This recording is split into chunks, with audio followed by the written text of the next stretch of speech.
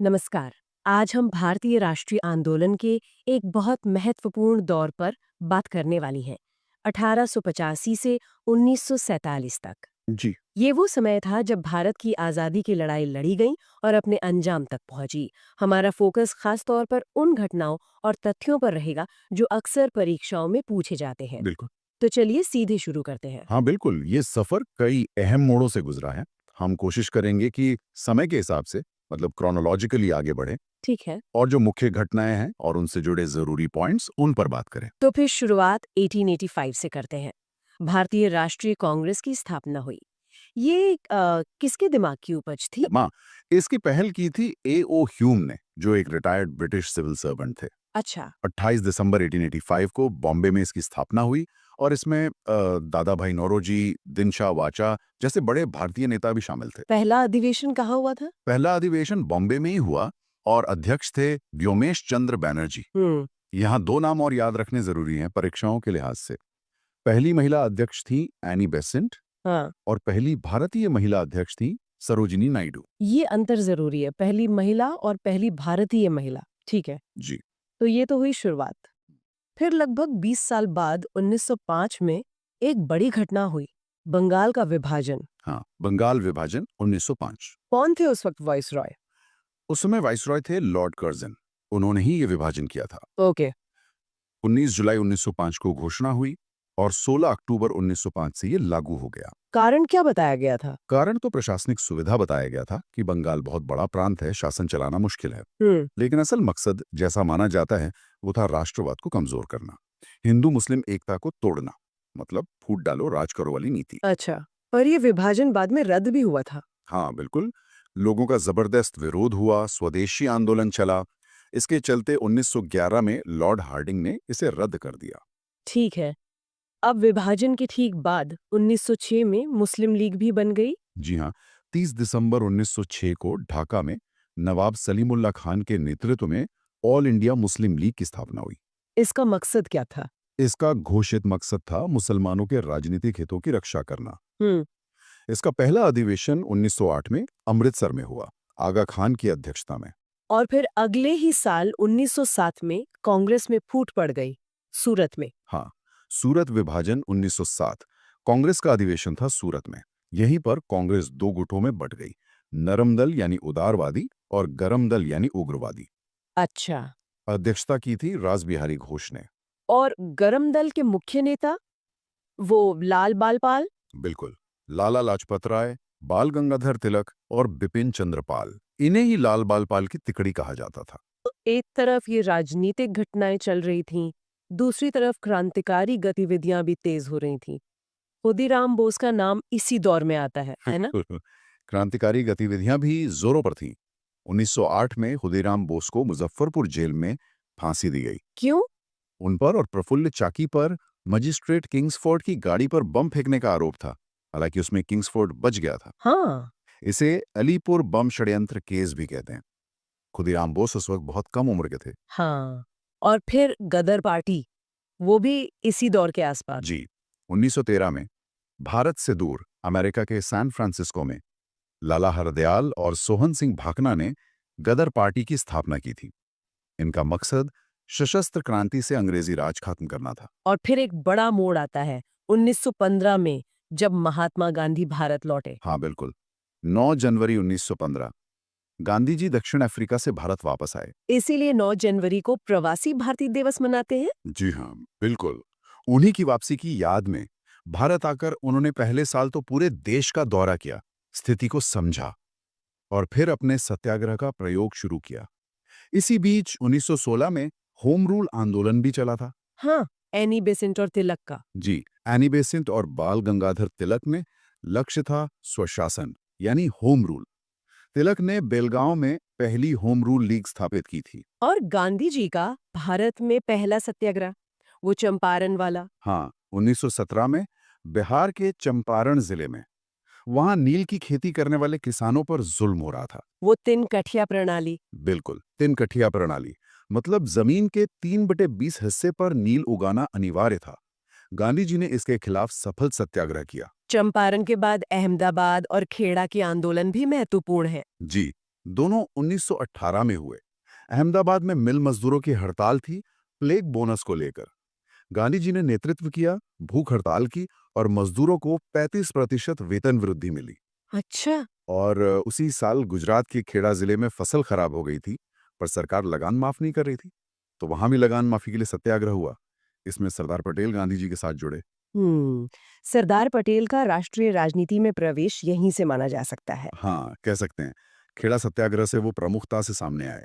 फिर आता है 1919, एक बहुत ही दुखद और महत्वपूर्ण साल।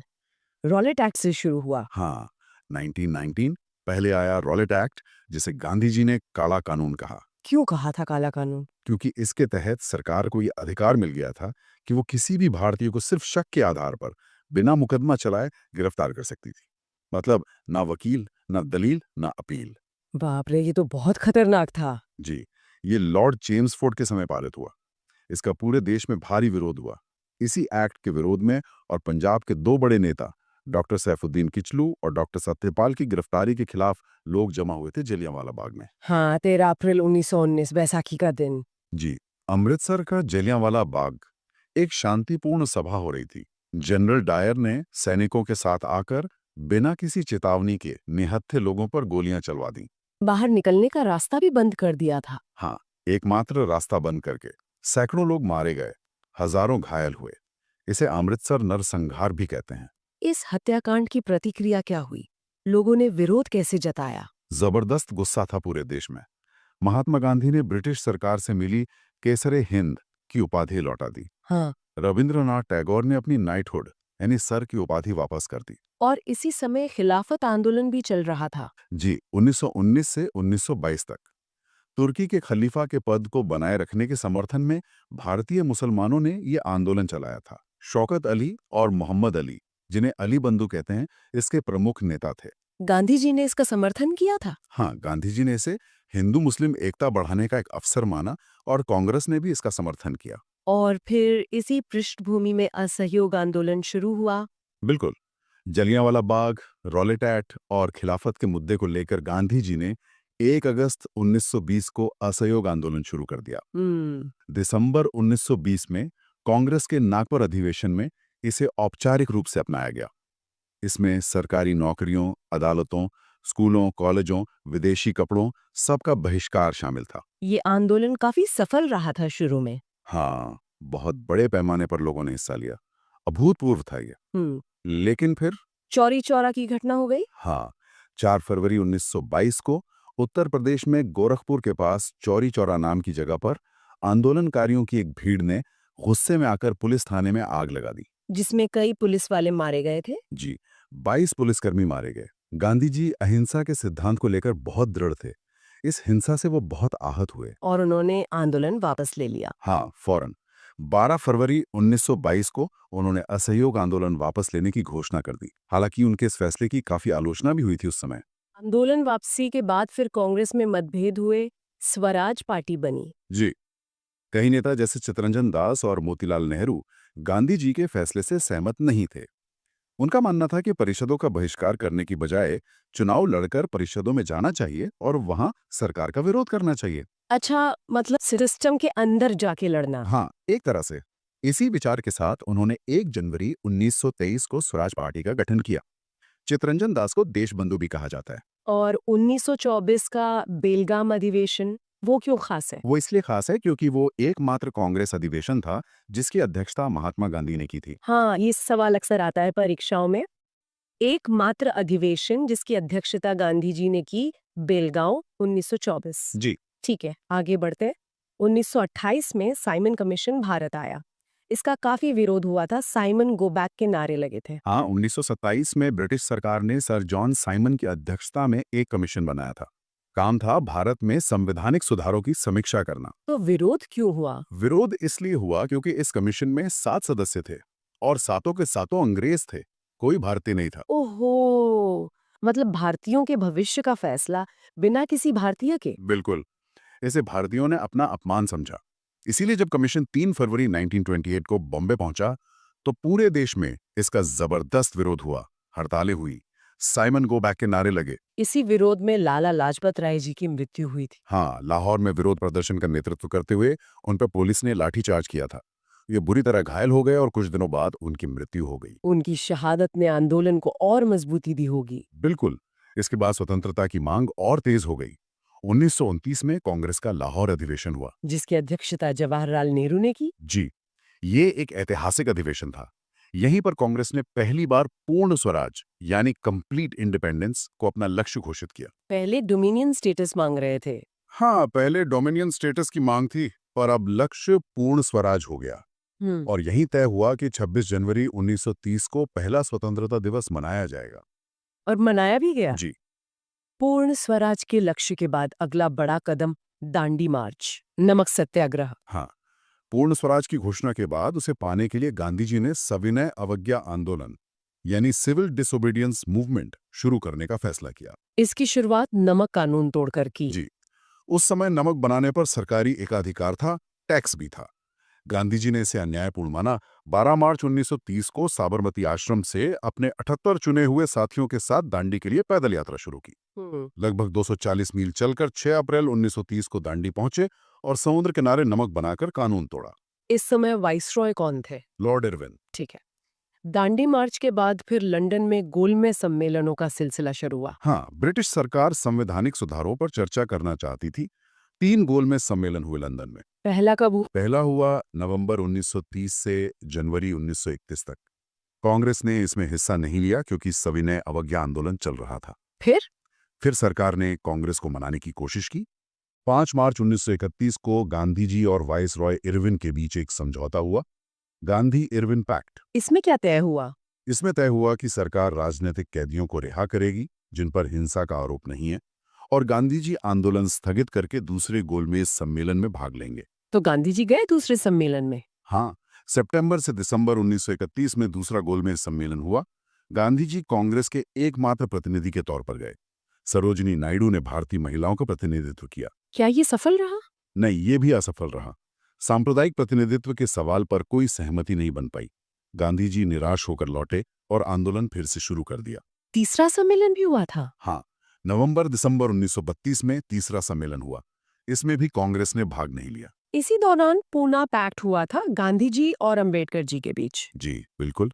दूसरे गोलमेज सम्मेलन के बाद ब्रिटिश प्रधानमंत्री ने दलितों के लिए अलग निर्वाचन मंडल यानी सेपरेट इलेक्टोरेट की घोषणा कर दी थी, जिसे कम्युनल अवार्ड कहते हैं। गांधी जी इसके खिलाफ थे? हाँ, गांधी जी का मानना था कि इससे हिंदू समाज बढ़ जाएगा। उन्होंने पूना की यरवदा जेल में इसके विरोध में आमरण अनशन शुरू कर दिया। तब डॉक्टर बी.आर. अम्बेडकर और गांधी जी के बीच 24 सितंबर 1932 को एक समझौता हुआ, जिसे पूना पैक्ट कहते हैं। इसमें क्या हुआ? इसमें दलितों के लिए अलग निर्वाचन मंडल की मांग छोड़ दी गई, लेकिन प्रांतीय विधानमंडलों में उनके लिए आरक्षित सीटों की संख्या काफी बढ़ा दी गई। अच्छा, और डॉक्टर अंबेडकर ने तीनों गोलमेज सम्मेलनों में भाग लिया था? जी हाँ, ये एक महत्वपूर्ण तथ्य है।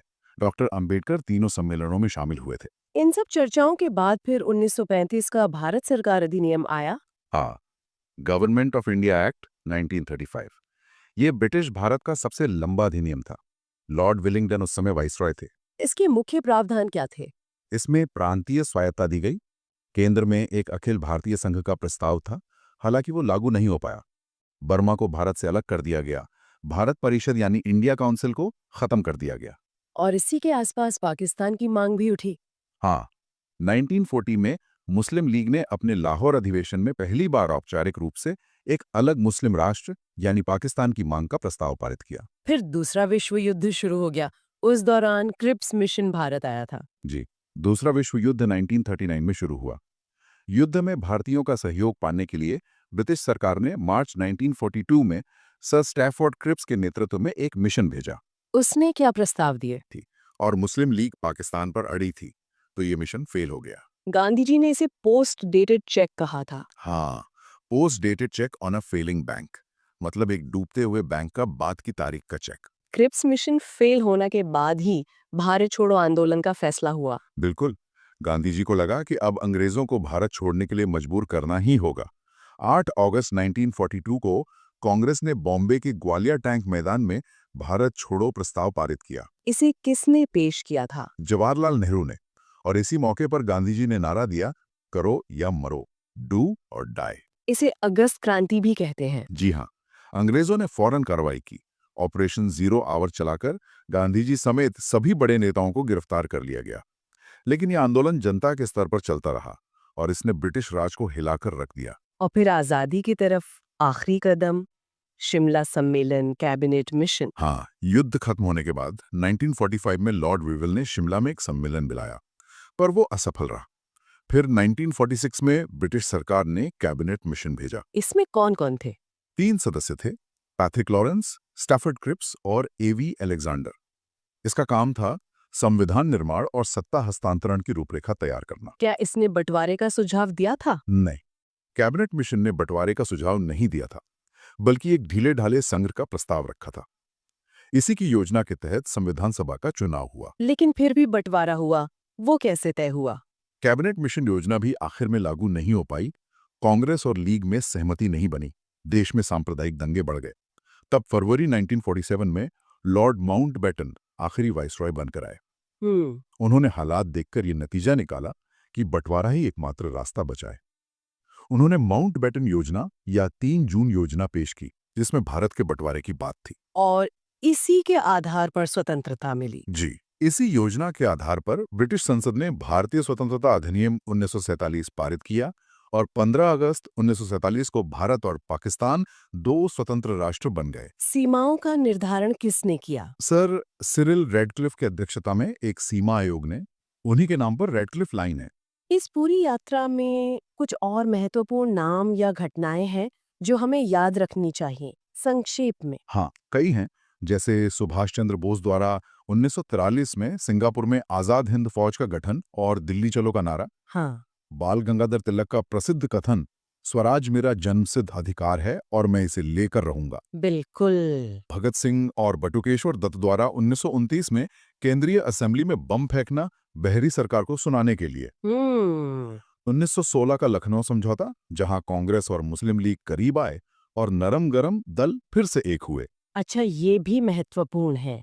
1857 के विद्रोह के समय गवर्नर जनरल लॉर्ड कैनिंग थे। लॉर्ड लिटन के समय वर्नाक्यूलर प्रेस एक्ट आया था, जिसने देसी भाषाओं के प्रेस पर रोक लगाई। हाँ, लाला लाजपत राय का वो कथन, मेरे शरीर पर पड़ी एक एक लाठी ब्रिटिश सरकार के ताबूत में एक एक कील साबित होगी। जी। जलियांवाला बाग की जांच के लिए हंटर कमेटी बनी थी। गोपाल कृष्ण गोखले ने सर्वेंट्स ऑफ इंडिया सोसाइटी बनाई थी और सत्येंद्र नाथ टैगोर पहले भारतीय थे जो आईसीएस बने। बहुत अच्छे। तो ये थी 1885 से 1947 तक भारतीय राष्ट्रीय आंदोलन की एक संक्षिप्त लेकिन महत्वपूर्ण जानकारी, खासतौर पर उन तथ्यों पर ध्यान देते हुए जो परीक्षाओं में काम आ सकते हैं। बिल्कुल, हर घटना, हर व्यक्ति का योगदान इस लंबी कहानी का हिस्सा है। इन तथ्यों को याद रखना इस पूरे दौर को समझने में मदद करता है। और जैसा हमने कहा था, जाते जाते श्रोताओं के लिए एक आसान सा सवाल, जिसका जवाब आज की बातचीत में ही छिपा है। महात्मा गांधी ने कांग्रेस के किस एकमात्र अधिवेशन की अध्यक्षता की थी? इस पर जरूर सोचिएगा।